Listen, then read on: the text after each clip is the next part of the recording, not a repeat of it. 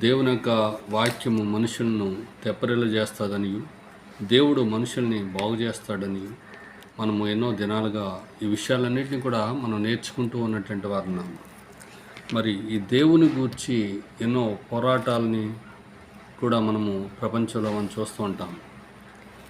దేవుళ్ళను గురించి పోట్లాడుకున్నటువంటి వారు, కలహం పడినటువంటి వారు, ప్రాణార్పణలు చేసినటువంటి వారిని కూడా మనము చరిత్రలో మనం చూసినటువంటి వారిని.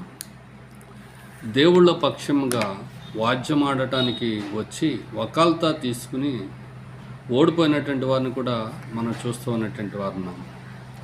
ఈ రోజున మనము సమాజంలో బ్రతుకుతూ ఉన్నటువంటి వారున్నాం. అయితే దేవుని యొక్క క్షేమము మనకందరికి కూడా అవసరము. దేవుడిచ్చే క్షేమాన్ని మనం పొందుకోవాలి. దేవుడిచ్చే సౌఖ్యాన్ని